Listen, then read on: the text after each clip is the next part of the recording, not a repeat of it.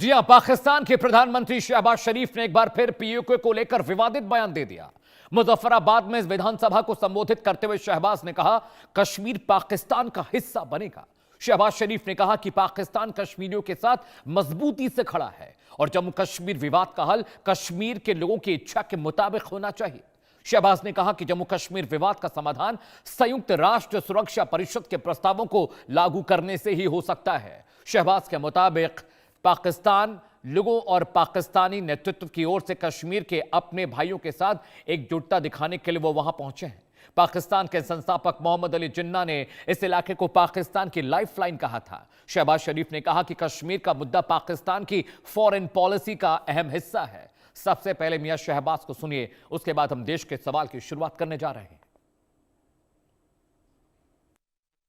मैं समझता हूं कि जो इंशाअल्लाह बहुत जल्द अपने कश्मीरी भाइयों और बहनों की आज़ादी और उनका वतन कश्मीर बनेगा पाकिस्तान, ज़रूर अजीम कुर्बानियों के नतीजे में अल्लाह ताला के बेपाया फजल करम के साथ इंशाअल्लाह रंग लाएगा। लेकिन कश्मीरी हर रोज हम क्या चाहते आज़ादी के नारे लगाते हैं। ये भारत के झूठ की इबरतनाक शिकस्त है। कश्मीरी दुनिया को हर रोज सच्चाई का आईना दिखा रहे हैं। हर रोज ऐलान कर रहे हैं कि कश्मीर भारत का कभी हिस्सा था, न है और इंशाअल्लाह कभी नहीं होगा। बाबाए कौम हजरत कायद आजम मोहम्मद अली जिन्ना ने कश्मीर को पाकिस्तान की शहर करार दिया। यही पाकिस्तान की खारजा पॉलिसी की बुनियाद है। तो शहबाज शरीफ के बयान के बाद उमर अब्दुल्ला जो कि मुख्यमंत्री जम्मू कश्मीर के, उन्होंने भी एक पावर पंच दिया है। क्या कहा है, आइए आपको सुना देते हैं। 6 तारीख को आपने बजट पेश किया, लेकिन एक दिन पहले पाकिस्तान के प्राइम मिनिस्टर ने कहा, रिपीट किया कि जो कश्मीर है हमारी शेरग है और जल्द ही कश्मीर पाकिस्तान का हिस्सा होगा। किस तरह से देखते हैं? हम पाकिस्तान के हिस्से होंगे। जो उनके पास है वो उनसे संभलता नहीं, हमें लेके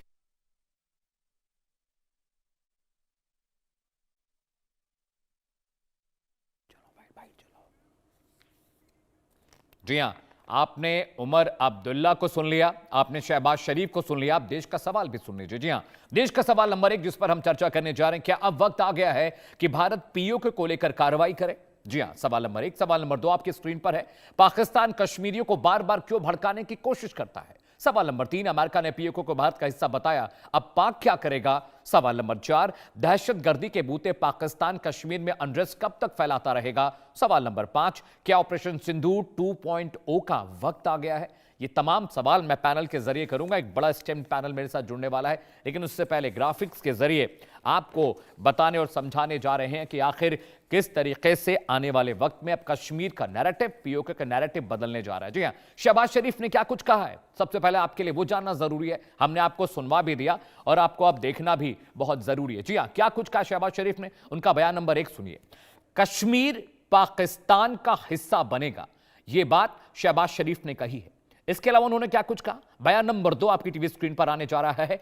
पाकिस्तान कश्मीरियों के साथ मजबूती से खड़ा है, यह बात शहबाज शरीफ कह रहे हैं।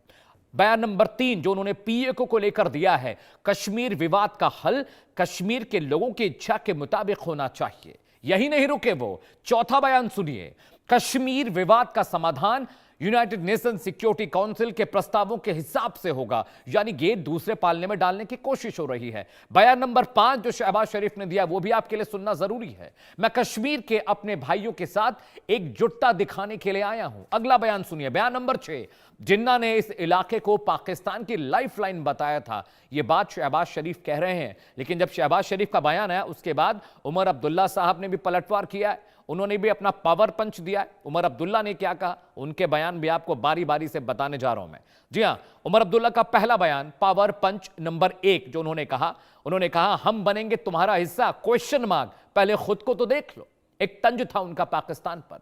पावर पंच नंबर 2 जो उमर अब्दुल्ला ने कहा है, जो पहले से उनके पास है वो तो संभाल नहीं पा रहे हैं, पीओके को लेकर, कश्मीर के लेकर क्या करेंगे? पावर पंच नंबर 3, हमें लेकर वो क्या करेंगे, ऑलरेडी उनकी यहां हालत खराब है, हमें कैसे संभाल पाएंगे।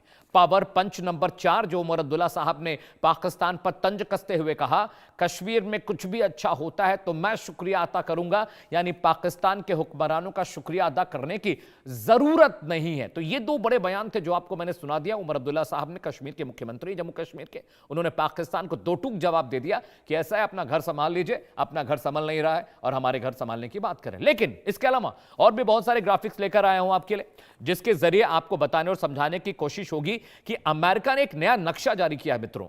उस नक्शे में पीएके को भारत का हिस्सा दिखाया गया है। वो विग बॉल पर मैं आपको वो मैप समझाने की कोशिश करूंगा और देखिएगा कि कैसे अभी तक जो अमेरिका पाकिस्तान का पिछलग्गू बनता दिख रहा था, बार बार पाकिस्तान की तारीफ कर रहा था, बार बार भारत के सामने पाकिस्तान का पक्ष प्रबल रख रहा था, अब वही अमेरिका किस तरह से अलग अलग मसले पर अलग अलग बातें कर रहा है। ये मैप देखिए, अभी तक जो आप देख रहे थे, ये वाला जो हिस्सा ऊपर देख रहे हैं, ये पीओके का हिस्सा था, लेकिन अमेरिका ने जो नया मैप जारी किया है उसमें पूरा भगवा रंग दिखाई दे रहा है। यानी ये वाला हिस्सा जो पाक ऑक्युपाइड कश्मीर हुआ करता था, ये वाला हिस्सा अब वो भारत के हिस्से में दिखा रहा है। मैप जरा गौर से देखिएगा, ये लेह लद्दाख का है, ये अक्साई चीन का इलाका ऊपर वाला, इसके अलावा ये जम्मू कश्मीर है, और यहां पर देखिए ये इधर ये पूरा हिस्सा जो है वो पाकिस्तान का, लेकिन ये वाला जो टॉप लेफ्ट कॉर्नर का जो हिस्सा था, ये पीओके में बार बार दिखाता पाकिस्तान। पाकिस्तान कहता है कि ये हमारा हिस्सा है, ये पाक ऑक्युपाइड कश्मीर है और उसका हक उस पर जताता है। भारत कहता है कि पीओके जो है वो पाकिस्तान का हिस्सा नहीं, हमारा हिस्सा, इसे लेकर विवाद है।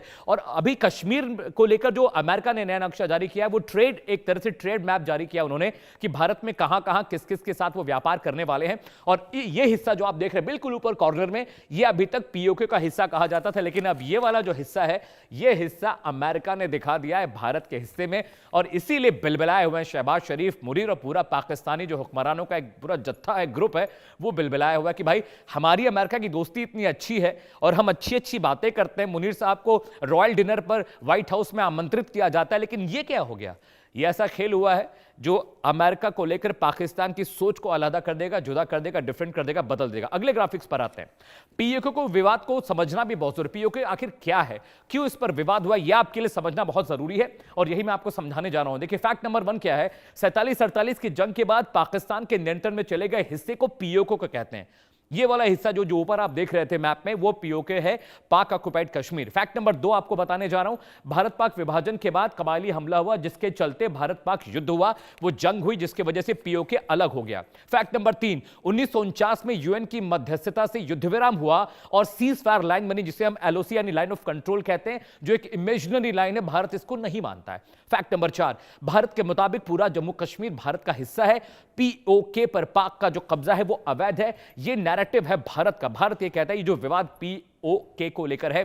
5वां फैक्ट क्या है, पाक कश्मीर को विवादित इलाका मानता है और जनमत संग्रह की बात करता है। वो चाहते हैं कि इस पर जनमत संग्रह हो जाए, भारत इसके खिलाफ है। यूएन का बार बार दखल देने का प्रस्ताव आता है, लेकिन भारत कहता है ये हम दोनों के बीच की बात है, तीसरी मध्यस्थता हम बर्दाश्त नहीं करेंगे। फैक्ट नंबर 6 क्या है, यूएन की ओर से शुरुआती प्रस्ताव आए, लेकिन दोनों देशों की असहमति के चलते वो लागू नहीं हो पाया। यूएन की मध्यस्थता भारत नहीं चाहता है और यह बात जो विदेश मंत्री एस जयशंकर ने खुलेआम कह दी थी यूएन में जाके। उसके अलावा फैक्ट नंबर 7 आपको पीओके के बारे में बताने जा रहा है। फिलहाल पाक ऑक्युपाइड कश्मीर पाकिस्तान के प्रशासन पर है, पर भारत संवैधानिक और ऐतिहासिक रूप से उसे अपना हिस्सा मांगता है, उस पर दावा करता है। फैक्ट नंबर 8 जो आपके लिए बहुत जरूरी समझना, यह इलाका जल संसाधनों और भौगोलिक नजरिए से दोनों देशों के लिए बहुत इंपॉर्टेंट है और इसीलिए पाकिस्तान बार बार पाक ऑक्युपाइड कश्मीर को लेकर अपने दावे करता है और कहता है कि यह इलाका उनका है।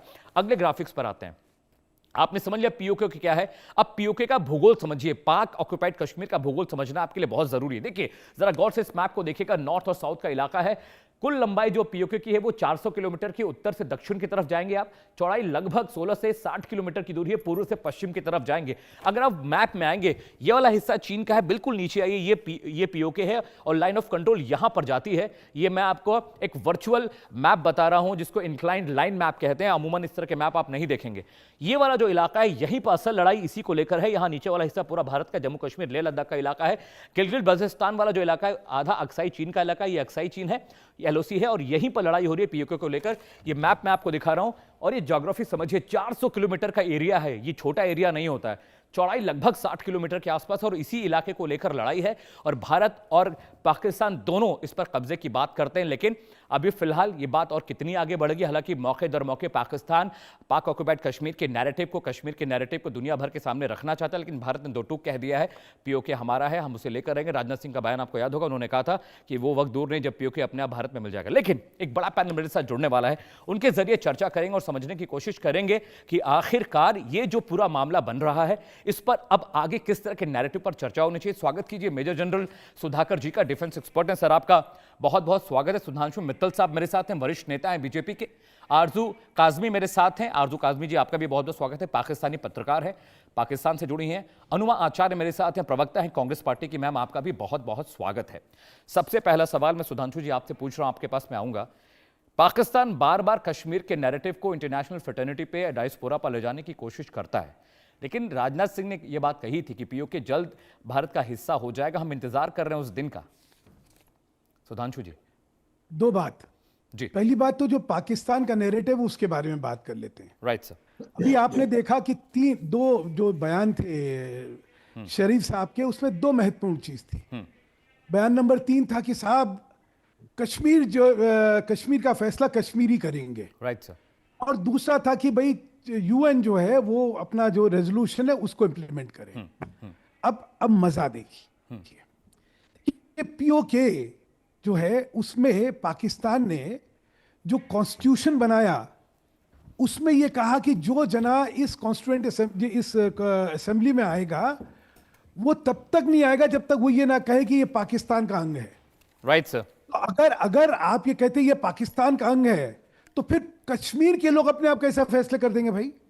कश्मीर के लोगों को फैसला में तो जो आपने बात करी थी, दो बात थी कि हिंदुस्तान में रहेंगे या पाकिस्तान में रहेंगे या वो आजाद रहेंगे। तो आपने तो कहा कि आजाद तो रह ही नहीं सकते, क्योंकि जो कहेगा आजाद रह सकते हैं उसको जो है आप चुनाव लड़ने नहीं देते वहां पे। एक बात। दूसरी बात है यूएन का फैसला। यूएन के फैसले का पहला अंग था कि पाकिस्तान अपनी फौजें जो है, अपनी जो कबायली हैं, ये वापस जाएं। जो कश्मीर उन्होंने इलीगली ऑक्यूपाई कर रखा है उससे वो अपनी फौजें हटाएं। उसके बाद जो है कहीं कभी आता। अच्छा, इन्होंने तो कह दिया कि साहब पाकिस्तान का अंग है और सिर्फ यही तय हो सकता है कि पाकिस्तान में रहेगा। तो जो फ्री फेयर प्लेबिस्टाइट की बात जो थी वो तो आपने नकार ही दी।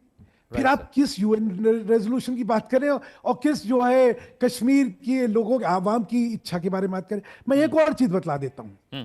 देखिए, कश्मीर में 51 में कॉन्स्टिट्यूएंट असेंबली बनी और उस असेंबली ने एक कॉन्स्टिट्यूशन दिया जिसमें कि भारत का अभिन्न अंग कश्मीर को बनाया। Right sir. आप जानते हैं जो कश्मीर की असेंबली है उसमें अभी भी जो है 24 सीटें ऑक्यूपाइड कश्मीर की हैं। राइट। पाकिस्तान ने जो कश्मीर ऑक्यूपाई कर रखा है, भारत के संविधान में जो कश्मीर की असेंबली है उस असेंबली में 24 सीटें ऑक्यूपाइड कश्मीर की हैं। तो ये तो स्थिति है। शिमला समझौता होता है, शिमला समझौते में यूएन का जो रेजोल्यूशन है वो इरेलेवेंट हो जाता है, क्योंकि उस समझौते में भुट्टो जी साइन करते हैं कि ये बायलैटरल इशू है और ये आपस में तय होगा। इसमें कोई बायलैटरल स्थिति के अलावा कोई थर्ड पार्टी इंटरवेंशन है ही नहीं। तो फिर जो ये बयान दे रहे हैं कि यूएन का होना चाहिए, भाई सोच के तो बात करो, कोई तर्कसंगत बात करो। कुतर्कों पे सिर्फ भावनात्मक बातें करने से सत्य थोड़ी स्थापित हो जाता है। जहां तक राजनाथ जी का सवाल है, आज स्थिति पाकिस्तान ऑक्यूपाइड कश्मीर की इतनी बुरी है, वहां पे खाने को रसद नहीं है, महंगाई का आलम यह है कि पूछे नहीं। किसी जमाने में जो लोग ये कल्पना करते थे कि हाय हम लोग बहुत होंगे, आज कश्मीर की स्थिति देख के पाकिस्तान ऑक्यूपाइड कश्मीर के जो लोग हैं वो अपनी इच्छा से हिंदुस्तान का अंग बनने के लिए इतने आतुर हैं। ये तो दमन है पाकिस्तान के फौजों का, जिसकी वजह से वहां आवाजें उठनी बंद कर रखते हैं। नहीं तो स्वेच्छा से कश्मीर ऑक्यूपाइड पाकिस्तान ऑक्यूपाइड कश्मीर के लोग जो हैं वो हिंदुस्तान का अभिन्न अंग बनना चाहते हैं। Right sir. इसी स्थिति में जैसे जैसे स्थितियां आगे बढ़ेंगी, पाकिस्तान के नापाक इरादे जैसे जैसे सामने आएंगे, उसका जो भारत जवाब देगा उसमें कई ऐसी आश्चर्यजनक चीजें होंगी जिसका कि इशारा राजनाथ सिंह जी ने करा है। ठीक है, मैं विंग कमांडर अनुमा आचार्य जी के पास जा रहा हूँ। अनुमा जी, जिस तरह के नैरेटिव की बात बीजेपी करती है, राजनाथ सिंह ने काफ़ी वक्त पहले कहा कि वो वक्त दूर नहीं जब पीओके भारत का हिस्सा हो जाएगा, लेकिन जिस तरह के नैरेटिव पाकिस्तान गढ़ता रहता है, अब अमेरिका ने उसको एक गच्चा ये भी दे दिया, जो नया मैप जारी किया अमेरिका ने, उसमें जो पीओके का हिस्सा है वो भारत में दिखा दिया अमेरिका ने। इसे लेकर बहुत तल्खी दिखाई दे रही पाकिस्तान के हुक्मरानों में, थोड़ी नाराज़गी होनी भी चाहिए क्योंकि दोस्ती बड़ी वो गहरी हो गई थी। मैं ये जानना चाह रहा हूँ, इस तरह के नैरेटिव का क्या वक्त आ गया कि एक बहुत एग्जैक्ट और सॉलिड जवाब दिया जाए? ऑपरेशन सिंदूर 2.0 का वक्त आ गया है क्या, या इस तरह की बातचीत दशकों से चल रही है, अब इसको खत्म करने का वक्त आ गया है क्या? आपको, आपके पैनलिस्ट को और सभी दर्शकों को मेरा नमस्कार।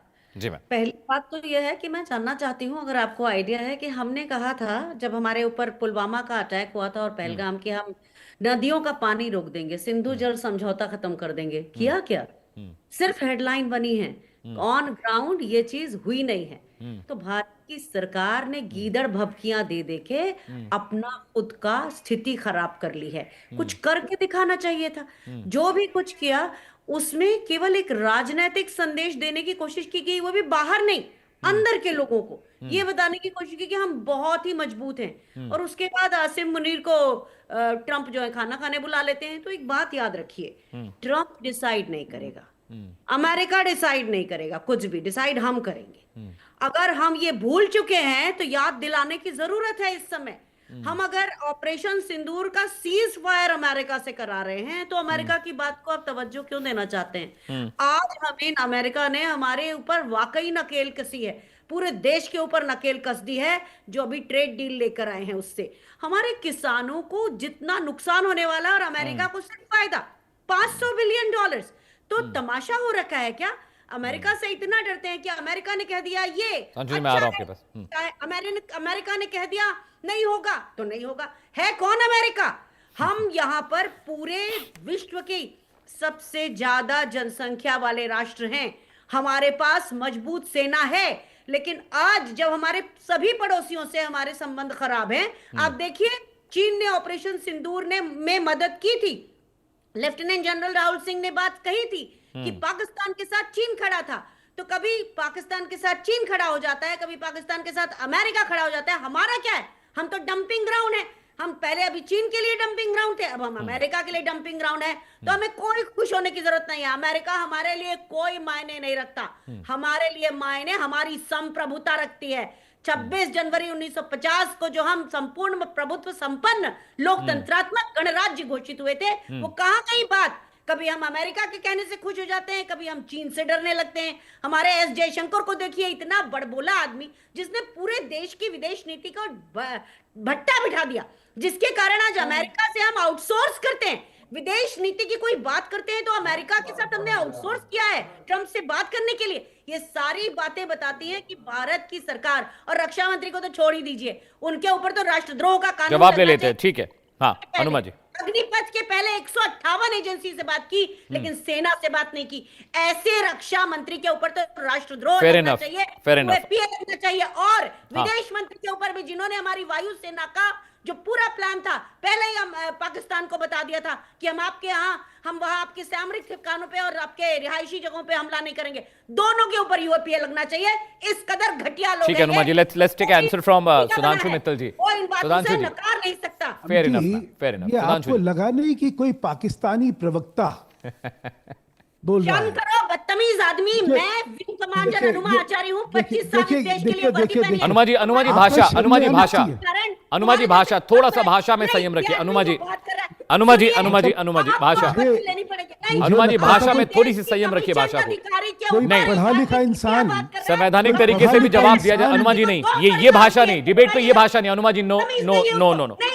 अनुमा ji, I will not allow this, please please please please please. Anuma ji, no such words in my debate. No Anuma ji, no Anuma ji, no Sudhanshu ji को बोलने दीजिए। नहीं, आप बोल रही थी, वो चुप थे। आप सुनिए अनुमा जी, नहीं, ये भाषा नहीं, ये भाषा शोभा नहीं देती। अनुमा जी नहीं, ये भाषा शोभा नहीं देती। अनुमा जी ये भाषा शोभा नहीं देती आपको। हम डिबेट में बैठे, नेशनल टेलीविजन है, करोड़ों लोग हमें देख रहे हैं और पाकिस्तान से हमारे साथ मेहमान जुड़े हुए हैं। Anuma ji please listen to me. Anuma ji please listen to me. कमीने इंसान ऐसी बात Anuma ji please mind your tongue, please mind your tongue Anuma ji, कैसे बोला? आई एम रिक्वेस्टिंग यू, मुझे Anuma ji I am requesting you, please hold on, just hold on, relax. सुनिए, संवैधानिक तरीके से बहस हो सकती है, इस तरह की भाषा का इस्तेमाल आप ना करें। आप महिलाएं, आपको शोभा नहीं देती। आप मेरी बात मुझे सुनिए। शोभा नहीं देता उस आदमी को। Anuma ji no, Anuma ji no, this is not the way. No Anuma ji, नहीं, ये भाषा नहीं बोलेंगी आप, नहीं, ये भाषा आप नहीं बोलेंगी, आप ये भाषा नहीं बोलेंगी। Everybody has a respect, every dignities has a respect for me. मेरे डिबेट में वो आए, मेरी जिम्मेदारी है। नहीं अनुमा जी, नो, प्लीज भाषा पर संयम रखिए। No your language. Sudhanshu Mittal ji आपका जवाब। सुधांशु मित्तल जी आपका जवाब। ताजुब है कि सुधांशु मित्तल जी आपका जवाब। No Anuma ji, no please, no, no, do not use such words. PCR इनका वॉल्यूम थोड़ा सा धीमा करिए। Sudhanshu ji please go ahead. Sudhanshu Mittal ji please go ahead. ताजुब है कि किसकी कुंठा है, कोई भी देश की जी। बड़ी क्या भाषा का इस्तेमाल हो रहा है और जी। किसके पक्ष में बात करी जा रही है। जी।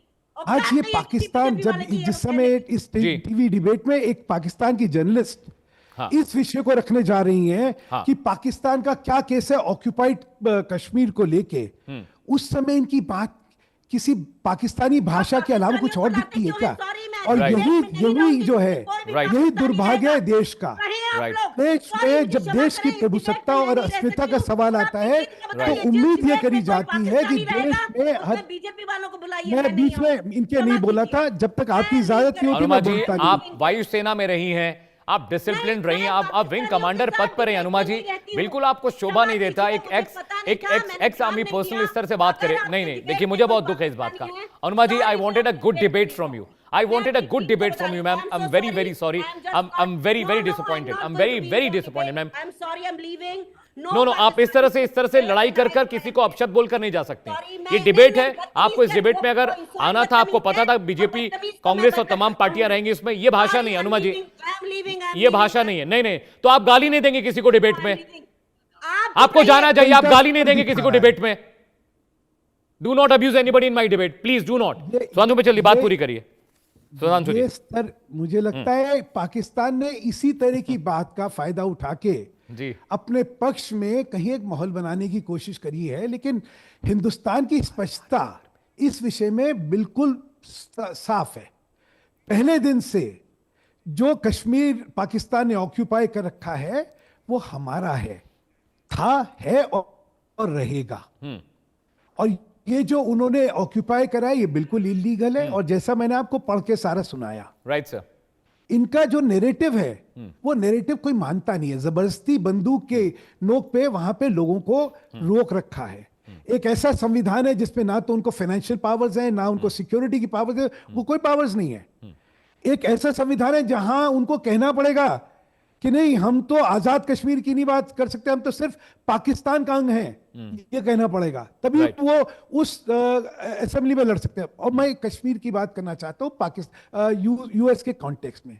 देखिए, वस्तु स्थिति जो है उसको झुटलाया नहीं जा सकता, और अंतर्राष्ट्रीय पटल पे तो वैसे नहीं झुटलाया जा सकता। 1948 का जो एक्सेशन था, 47 का एक्सेशन है, वो अपने आप में सत्यता है। महाराजा हरि सिंह ने उसको साइन करा है, और महाराजा हरि सिंह कश्मीर के उस समय राजा थे, और जब ट्रांसफर ऑफ पावर हुआ तो उसमें यही प्रोविजन था कि वहां के स्टेट जो थे, हर स्टेट अपने आप तय करती थी कि उसको करना क्या है। राइट। कश्मीर ने यह तय करा कि उसको भारत का अभिन्न अंग बनना है, और महाराजा हरि सिंह ने उसको साइन करा, 26 अक्टूबर को साइन करा। तो इसलिए morally, legally, politically occupied Kashmir जो है हमारा अंग है, और हमें उसको लेने का हक है। हां, हम हमेशा बातचीत के थ्रू इस बात को निपटाना चाहते हैं। बायलैटरल टॉक से ये हुआ, लेकिन जैसा कि माहौल बना, और ये जो पिछला इसके बाद पहलगाम के बाद जो हुआ, ऑपरेशन सिंदूर के बाद, और जैसा कहा सिंदूर अभी सस्पेंडेड है, खत्म नहीं हुआ है, तो जो माहौल बन रहा है और पाकिस्तान में जिस तरह की हरकतें चलती है, आप एक और कमाल देखिए ना, बलूचिस्तान और गिलगिस्तान का देख लीजिए। आज तक पाकिस्तान ने उसे अपना अंग नहीं माना है। राइट। बाकी ऑक्यूपाइड कश्मीर को तो कहते हैं कि हमारा अंग है, लेकिन अभी तक इनकी सुप्रीम कोर्ट ने कहा है कि it is so strange that it is not a constituent part of Pakistan in its identity. Right, sir. तो क्या हुआ कि जबरदस्ती ये हिस्सा उन्होंने ऑक्यूपाई कर रखा है। ठीक है। तो जो हिस्सा वो खुद नहीं मानते उनका है और ऑक्यूपाइड है और वहां दमन चक्र चल रहा है, ऐसी स्थितियों में समय आ गया है ठीक जब है, सुधांशु जी। स्थितियों में परिवर्तन होगा। ठीक है, स्टे विथ मी। जनरल साहब भी मेरे साथ। जनरल साहब मैं आपके पास आ रहा हूँ। आरजू काजमी मेरे साथ पाकिस्तान से जुड़ी हुई पत्रकार हैं। आरजू जी, हम पीओके की बात करते हैं। मैं ये कहता हूँ अगर ये मसला भारत और पाकिस्तान के बीच का है तो अमेरिका का इंटरफेरेंस क्यों चाहिए, यूएन का इंटरफेरेंस क्यों चाहिए? पीओके की रिपोर्टिंग की बहुत सारे मोमेंट्स ऐसे हैं जो मुझे याद हैं। वहाँ पर बिजली की दिक्कत है, पानी की दिक्कत है, सप्लाई चेन बहुत वहाँ पर है। वहाँ के लोकल लोग इस बात की शिकायत करते हैं कि पाकिस्तानी रेंजर्स उनके साथ जाती करते हैं, मारपीट करते हैं। वहाँ पर जो महिलाएं हैं उनके साथ गलत सलूक किया जाता है। बहुत सारी फैमिलीज ऐसी हैं, बहुत सारे ऐसे वहाँ पर रेबल्स ग्रुप थे जो इंडियन टेलीविजन पर आते हैं, बात करते हैं। वो ये कहते हैं कि हम चाहते हैं कि भारत का हिस्सा हो जाए, क्योंकि भारत में जिस तरह की डेवलपमेंट हो रही, जिस तरह के रिसोर्सेज यहाँ पर हैं, वो हमें पीओके में नहीं मिल रहे हैं। आरजू। देखिए, डेफिनेटली जो पाकिस्तान के पास जो कश्मीर है वहाँ पे उस तरह से डेवलपमेंट तो नहीं हो रही जो Right. भारत इस वक्त अपने कश्मीर में कर रहा है या भारत के कश्मीर में यहाँ के लोग देख रहे हैं। Right, ma'am. लेकिन अगर मैं ये कहूँ कि ये एक डिस्प्यूटेड टेरिटरी है और अगर ऐसा ना होता तो शायद अभी तक कोई ना कोई फैसला हो गया होता। जी। पाकिस्तान ने जो है ये कभी नहीं कहा कि कश्मीर जो है वो पाकिस्तान का हिस्सा है।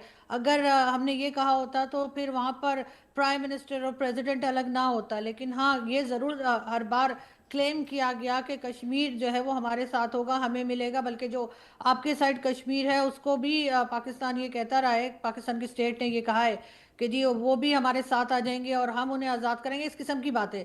लेकिन जाहिर है कि अगर हम अपनी साइड कश्मीर में कोई डेवलपमेंट नहीं कर पा रहे, अगर यहाँ पर लोगों को कुछ नहीं मिल रहा, तो वो हमारे साथ क्यों रहना चाहेंगे? या वो अगर दूसरी साइड पे देखते हैं, जो कि आप लोगों ने वहाँ पर कई इवेंट्स भी कराए हैं, कई बड़े बड़े इवेंट्स भी करवाए गए, तो उसको देखकर भी यहाँ की तरफ जो कश्मीर है वहाँ के लोगों की सोच जो है वो इस तरह ज़रूर हुई है कि वो पाकिस्तान से डिमांड कर रहे हैं कि उनके यहाँ ये तमाम फैसिलिटीज़ मिलें। लेकिन अभी तक बहुत ज़्यादा लोग मुझे ऐसे नहीं दिखे जिन्होंने ये कहा हो कि वो भारत के साथ मिलना चाहते हैं। वो या तो पाकिस्तान के साथ ही रहना चाहते हैं या फिर वो एक इंडिपेंडेंट कंट्री के तौर पर अपने आप को मनवाना चाहते हैं। इस तरह की बातें भी यहाँ पे सुनने में आई हैं। जहाँ तक आपका ये कहना है कि वहाँ पर लोगों को राशन नहीं मिल रहा, जॉब्स नहीं मिल रही या कोई और फैसिलिटीज़ नहीं मिल रही, तो वो तो पूरे पाकिस्तान को नहीं मिल रही।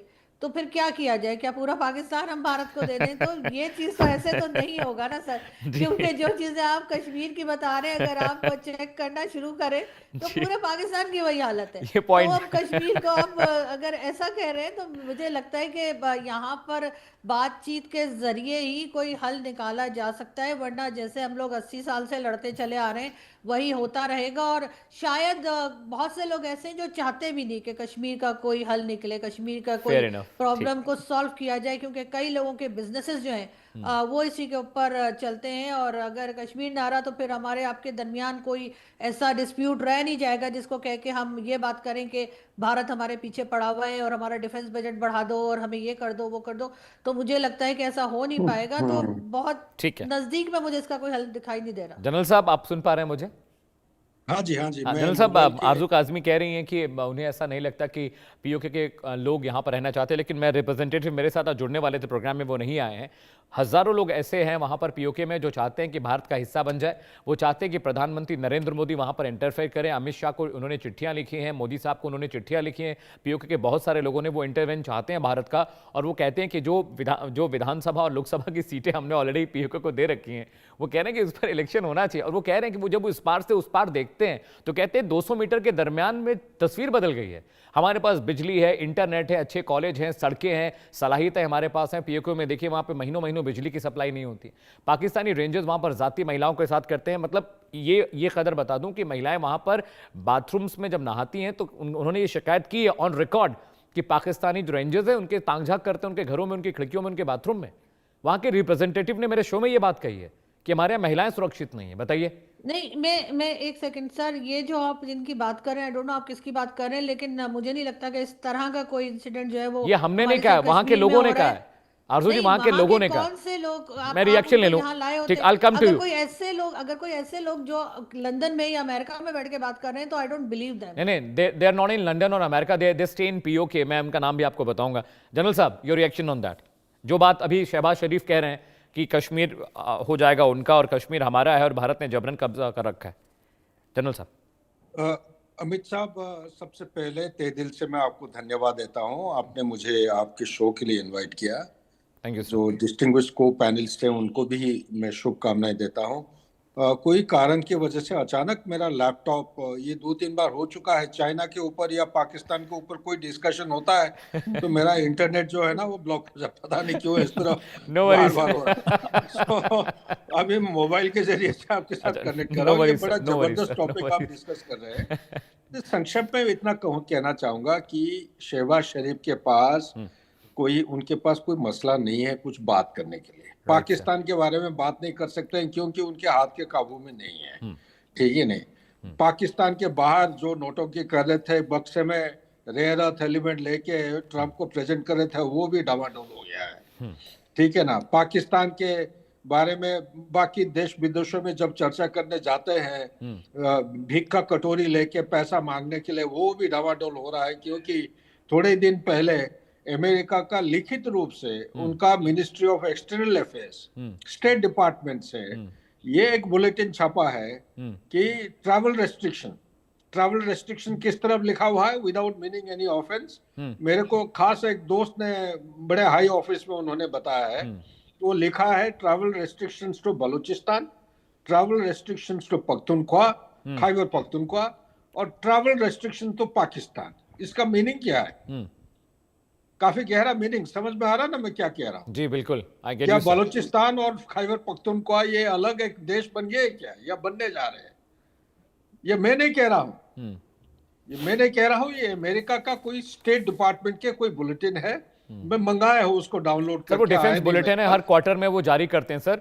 व्हाइट हाउस और अलग अलग एंटिटीज है, पेंटागन के राइटर्स भी उसमें होते हैं सर, वो क्वार्टरली जारी किया जाता है बुलेटिन। ये देखिए। अच्छा, तीसरा चीज मैं यहीं पे कह देना चाहता हूँ कि मैं आपके पास आ रहा हूँ सर। कितने भी बिलबिला करें, जो हकीकत ये है, इतिहास को आप कितने बार पढ़ेंगे, क्योंकि वो तो पढ़ना नहीं जानते हैं। अब पढ़ेंगे तब तो समझेंगे ना, वो तो समझ नहीं। चाहे आप शिमला एग्रीमेंट की बात करिए, वो सीज फायर लाइन की बात करिए, आप लाइन ऑफ कंट्रोल की बात करिए, कुछ उनको समझ में आता नहीं है क्योंकि पाकिस्तान की जो बनावटी है, जो architecture, the very creation and taking birth as a two nation theory, that is on मैं हर जगह जहां पे भी जाता हूं बोलता हूं कि it is a genetic disorder. Pakistan का जो जन्म है ये जेनेटिक डिसऑर्डर है। उसको सुधारना सिर्फ एक ही तरीका है कि ये जो मैलिग्नेंट कैंसर जो ट्यूमर है ना, उसको आप बातचीत से खत्म नहीं कर सकते हैं, चाहे आप कितने भी प्रयास कर लें, आप कितने भी पीढ़ी को आने जाने दें, उसको सिर्फ एक क्लिनिकल, सर्जिकल, प्रोफेशनल एक ऑपरेशन के जरिए से ट्यूमर को आप काट सकते हैं, तब जाके ये प्रॉब्लम हल हो सकता है। और ट्यूमर को काटने के लिए भारत को, मैं कह रहा हूं यहीं पे आपके चैनल और आपके थ्रू, आपके माध्यम के थ्रू कहना चाहता हूं, जब तक भारत का 10 से 15 ट्रिलियन यूएस डॉलर इकोनॉमी नहीं बनता जीडीपी, तब तक मामला को आप सुलझा के रखिए और इसको आप एक short term, medium term, long term spectrum में डिवाइड करिए। शॉर्ट टर्म, जैसे अर्जु मैडम बिल्कुल सही बात कह रहे थे, बातचीत के जरिए से इसको आप हाइब्रिड फॉर्म से बातचीत करिए, दूसरे अलग अलग तरीके से आप इसको सुलझाने की कोशिश करिए। और एक चीज, बस एक पॉइंट यही है कि जो आप 24 सीट के बाकी बोलते हैं, आप अभी तक इलेक्शन क्यों नहीं कर रहे हैं? जम्मू कश्मीर को आप अभी प्रोमलगेट करने जा रहे हैं, एक स्टेट, न्यू स्टेट एक बनने जा रहा है, आप इसको इलेक्शन में ये वैकेंसी जो है, सीट्स हैं, इसको भर क्यों नहीं रहे? और दूसरा चीज, जो मोबाइल कनेक्टिविटी है, अगर इंडियन मेट्रोलॉजिकल डिपार्टमेंट सुबह और शाम को डाटा फ्लैश करता है, पाकिस्तान ऑक्यूपाइड जम्मू कश्मीर, गिलगिट एंड बाल्टिस्तान, शख्स का वैली का डाटा देता है, तो आप मोबाइल कनेक्टिविटी आप 92 से क्यों स्टार्ट करते हैं? Why don't you start technically +91 जो है इंडियन नंबर से उनको जोड़िए, प्लस ड्रोन वॉरफेयर, अगर वो हथियार और जनरल साहब ये बहुत टेक्निकल और डिफेंसिव मसला है, इस पर मैं चाहता हूं कि ये हमारे एक्सेसिबल तो नहीं है, इस विषय पर हम क्या है। सुधांशु मित्तल जी के पास जनरल साहब, please stay with me. Sudhanshu ji, your take on that sir. Sudhanshu ji, मैं आरजू जी ने अभी कहा कि पाकिस्तान ने ये कभी नहीं कहा है कि कश्मीर जो है वो उनका है, उन्होंने कहा उनकी आज़ादी का विषय है। आरजू जी, जिस समय चुनाव लड़ने के लिए कोई प्रत्याशी पाकिस्तान ऑक्यूपाइड कश्मीर की असेंबली के लिए अपना प्रत्याशी बनता है, उसको डिक्लेयर करना पड़ता है that he supports the accession of this area with Pakistan. Right. वो अगर वो ये लिखे कि मैं आज़ाद कश्मीर की का समर्थक हूं और मैं इससे खिलाफ इत्तेफाक नहीं रखता, तो वो चुनाव नहीं लड़ सकता है। और जो शहबाज शरीफ साहब अभी कह रहे थे कि कश्मीर के लोग, तो मेरे कहना कहीं कहते कुछ है करते कुछ है। एक तरफ तो आप ये डिबार करते हैं कि कोई जना अगर कश्मीर की आज़ादी की बात करे वहां पे तो वो चुनाव नहीं लड़ सकता, और दूसरी तरफ आप कहते हैं कि उनके लोग जो है आज़ादी की मतलब उनको स्वतंत्रता है। ऐसे कैसे बात करते हैं आप? आपके जो कार्य है और आपकी जो कथनी है, करनी और कथनी हम कहते हैं ना, आपकी करनी और कथनी में बहुत फर्क है। राइट। इसलिए ही पाकिस्तान के पास मॉरल अथॉरिटी इन चीजों की नहीं रहती है। आपको सोचना पड़ेगा। आज वैसे मैं आपकी बात से वाकई इत्तेफाक रखता हूं कि जो स्थिति ऑक्यूपाइड कश्मीर की है वो तो पूरे पाकिस्तान की है, और इसलिए पाकिस्तान के लिए हिंदुस्तान जो है एक एस्पिरेशनल स्टेट है। वो हमें देख के एस्पायर करते हैं कि ये समृद्धि हमारे यहाँ भी आए, इसमें कोई बुराई नहीं है, लेकिन हमें आपका पाकिस्तान नहीं चाहिए। हम वैसे उसके बिना खुश है। हमें तो जो आपने कब्जा कर रखा है, कश्मीर, तिल्किस्तान और आज़ाद कश्मीर जिसको आप कहते हैं, जिसको हम अनधिकृत कश्मीर कहते हैं, उसको हम लेंगे। अब लेंगे, कब लेंगे, ये अलग विषय है, लेकिन वो हमारा है था। और मैं तो आपको कहा ना, हमने तो अपने यहाँ असेंबली में उसका रिजर्वेशन रखा है, क्योंकि हम मानते हैं वो हमारा है जी। अगर हमने उसको अपना नहीं माना होता, और उसका रीजन मैंने आपको बताया कि महाराजा हरि सिंह ने ट्रीटी जब करी, जब accession, instrument of accession sign करा 26 अक्टूबर को, उसके बाद पूरा कश्मीर हमारा है। और यूएन रेजोल्यूशन की दुहाई देने वालों, पहले यूएन रेजोल्यूशन पढ़ तो लीजिए। उसका पहला अंक जो है वो ये कहता है कि ये कबायली जो हैं कश्मीर को खाली करके वापस जाएंगे, क्योंकि अनधिकृत था ये रेजोल्यूशन का पहला पार्ट है। आपने करा क्या? फिर वही मैं कहता हूं, कथनी और कथनी का फर्क है। आप कहते कुछ और है और यूएन रेजोल्यूशन को मानते भी नहीं है। आप शिमला समझौता भी करते हैं, फिर उसको नहीं मानते कि इसका अंतर्राष्ट्रीय हल होना चाहिए। आप शर्म एल शेख में जाके कहते हैं कि साहब ये अंतर्राष्ट्रीय मध्यस्थता होनी चाहिए। आप यूएन में जाके कहते हैं, तो कम आचरण में ईमानदारी जरूर बरतनी चाहिए। बाकी पाकिस्तान ऑक्यूपाइड कश्मीर में आपने टेररिस्ट सेल्स को वहां दे रखी है, उसको लॉन्चिंग पैड बना रखा है, जिसकी वजह से उसमें आतंकी हमले हिंदुस्तान में करने की कोशिशें हुई हैं, जिनको नाकाम भी करा गया है, जिनके दुष्परिणाम भी निकले हैं। और ऑपरेशन सिंदूर इसीलिए करा गया ताकि आपको हिंदुस्तान की नीयत और हिंदुस्तान के कार्य के बारे में अंदाजा हो जाए। ठीक है, हम इसको सहने वाले नहीं हैं। Point taken. आरज़ू काज़मी, एक नया मैप जारी किया अमेरिका ने, आप very sure you might have seen that. उसमें जो पीओके वाला हिस्सा इलाका है, पाक ऑक्यूपाइड कश्मीर वाला, उसको भी अमेरिका ने भारत में दिखा दिया है। अब सवाल ये है कि भारत से अमेरिका के रिश्ते कुछ पिछले 2-4-5 महीनों थोड़ा सा ऊपर नीचे हो रहा है, लेकिन पाकिस्तान के हुक्मरानों की आवागत वहाँ पर जो वेलकम हुआ, रॉयल डिनर के लिए मुनीर साहब को आमंत्रित किया गया, कई राउंड्स लगे, और ट्रम्प साहब बहुत सारा इन्वेस्टमेंट भी कर रहे हैं पाकिस्तान के मुख्तलिफ इलाकों में। इस मैप को लेकर पाकिस्तान में किस तरह की हलचल है, क्या रिएक्शंस हैं? आप उसको तो हमारा बता दिया उन्होंने, पीओके को।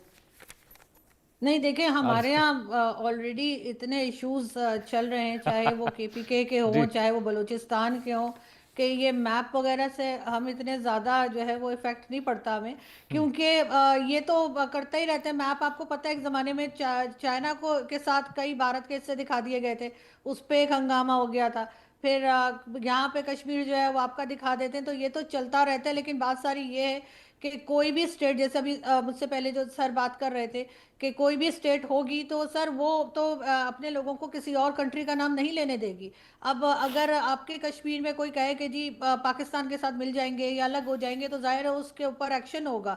इसी तरीके से अगर पाकिस्तान में कोई कहे कि कश्मीर में खड़ा होके कि जी हमें आज़ादी चाहिए या हमें भारत के साथ मिलना है, तो जाहिर है कि उनके ऊपर भी एक्शन होगा। और इसी तरीके से जब पाकिस्तान में जब गवर्नमेंट बनाई जाती है कश्मीर की, यानी कि जो प्राइम मिनिस्टर और प्रेसिडेंट होते हैं, वो सभी को पता है कि वो पपेट गवर्नमेंट होती है और वो गवर्नमेंट असल में फेडरल गवर्नमेंट ही उस गवर्नमेंट को कंट्रोल कर रही होती है। Right. तो ऐसा तो सर एक आम सी बात है, जाहिर है कोई स्टेट भी ये नहीं चाहेगी कि दूसरी कंट्री का नाम लिया जाए या ये कहा जाए कि जी ये हमसे अलग हो जाएंगे।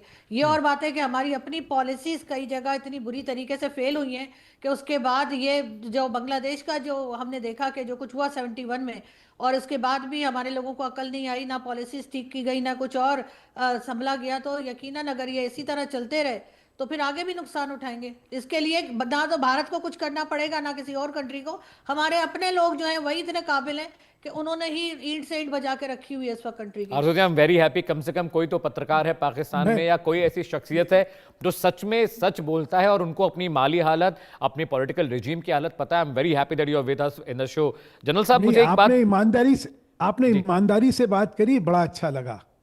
क्या होता है कि चर्चा इसलिए विफल होती है क्योंकि ईमानदारी नहीं होती है। नहीं आरजू जी हमेशा ऐसे बात करते हैं, वो डिबेट में लड़ाई कभी नहीं करती हैं।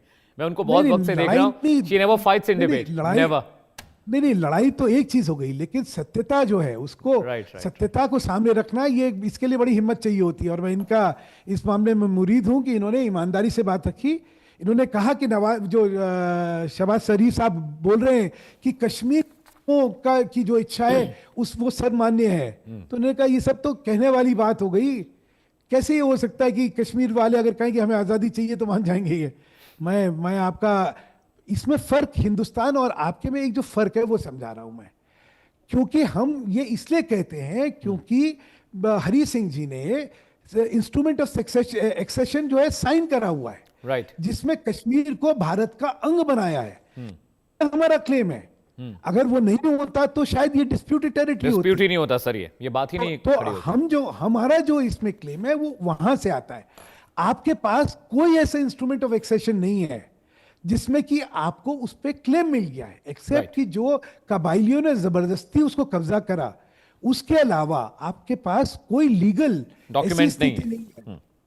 ये मेरा कहना था। Right sir, please stay with me Sudhanshu ji. General साहब, ऑपरेशन सिंदूर 2.0 की हम बात करते हैं। राजनाथ सिंह बार बार कहते हैं, जब वो बीबी कैंप श्रीनगर गए थे तो वहां भी उन्होंने ये बयान दिया था कि अब वो वक्त दूर नहीं है कि पीओके हमारे खुद का हिस्सा बन जाएगा और हमें सिर्फ इंतजार करना है। मैं ये समझना चाह रहा हूँ ये होगा कैसे? स्ट्रैटेजिक तरीके से तो समझ में नहीं आ रहा, आप थोड़ी रोशनी डाल पाए जनरल साहब। अमित, बहुत अच्छा सवाल पूछा है। ये तो पूरा स्ट्रेटेजिक टैक्टिकल ऑपरेशनल इश्यूज है। राइट सर, क्या करेंगे? मैं तो सर्विस में नहीं हूँ, मैं एक रिटायर्ड सैनिक हूँ, लेकिन ये सब्जेक्ट को डील किया हूँ, थोड़ा बहुत अपना दिमाग लगा के मैं बता सकता हूँ कैसे होने जा रहा है। सबसे पहला तरीका जो है उसको नॉन काइनेटिक कंपोनेंट जो कि शुरू हो गया है, तो आप suspension of Indus water treaty, ये एक बहुत महत्वपूर्ण, ये लड़ाई से भी ज्यादा असरदायक एक कदम उठाया गया है, जिससे मैं शायद मेरा जो स्टैटिस्टिकल डाटा यहाँ पे कह रहा है कि 86 to 93% पाकिस्तान के लोग जो हैं इंडस वाटर सिस्टम के ऊपर डिपेंड करते हैं। ड्रिंकिंग वाटर तो 93%, एग्रीकल्चर 86%।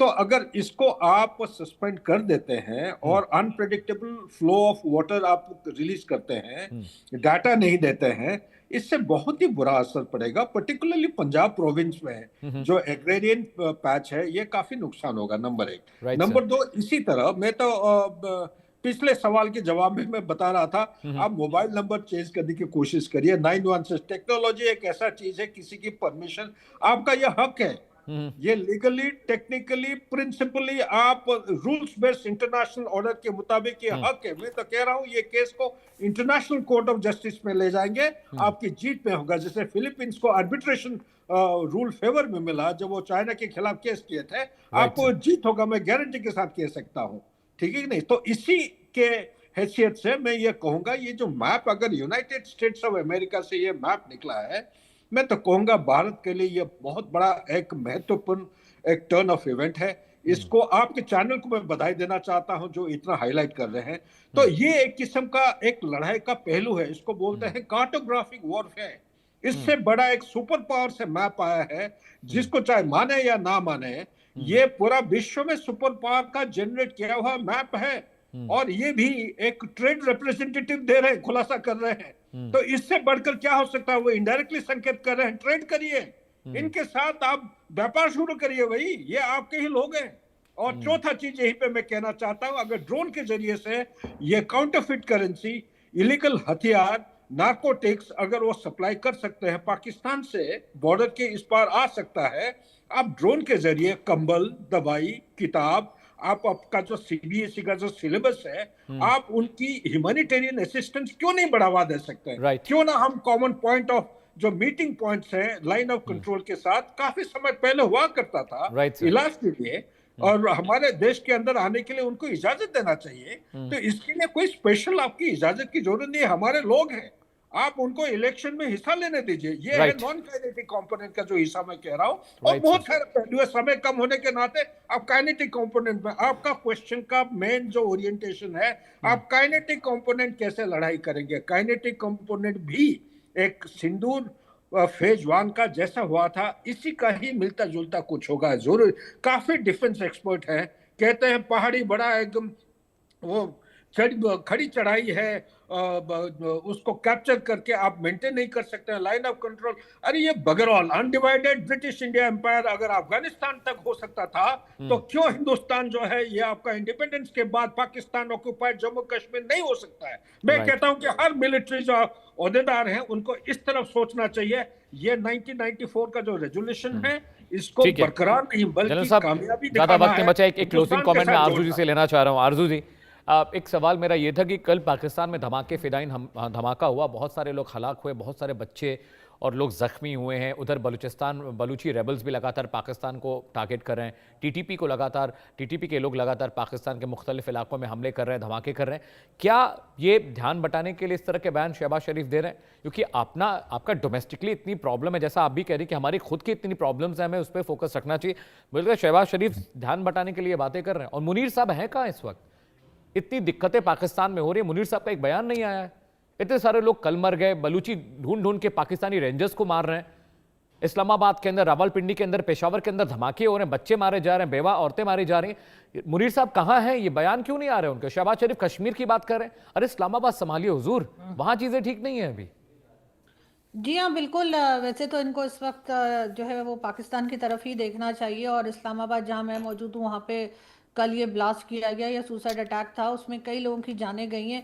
लेकिन Right, जाहिर है कि 5 फरवरी को, क्योंकि हमारे यहाँ हमेशा ही कश्मीर डे के नाम पे एक दिन मनाया जाता है, और इमरान खान जब थे तब भी यही होता था और अभी भी यही हो रहा है, तो वो एक दिन मना के कल से, मतलब बल्कि आज से ही ये सारा सिलसिला बंद हो जाएगा, फिर कोई और बात करने लगेंगे। लेकिन बहरहाल पब्लिक जो है, या कह लीजिए जो पाकिस्तान के लोग हैं, Right, ma'am. उनको कोई इंटरेस्ट नहीं है इस बात में कि ये कश्मीर के लिए क्या कर रहे हैं। इसलिए कि पहले यहाँ पे जो लोग मौजूद हैं, जो हिस्सा पाकिस्तान के पास है, उसको तो ये पहले एक तरह से उसमें तो कोई ठीक कर लें। प्रोग्रेसिव तरीके से काम करे, ठीक कर लें, तब कोई कहेगा कि हाँ जी और भी कुछ चाहिए। बेहतर लेकिन है। इस वक्त ऐसा नहीं है, और अटेंशन डाइवर्ट करने के लिए शायद इस किस्म की स्टेटमेंट्स आ रही हैं। चलिए, बहुत बहुत शुक्रिया आप तमाम हैं। सुधांशु जी, बहुत बहुत शुक्रिया, आप आए शो में, आपने हमें वक्त दिया। जनरल साहब, आपका भी बहुत बहुत शुक्रिया। Aarzoo Kazmi, thank you so much for joining us from Pakistan. फिलहाल देश का सवाल मैच के लिए इतना ही। रुकना छोटे से ब्रेक के लिए, कहीं जाएगा नहीं। सुपर प्राइम टाइम लगातार जारी है।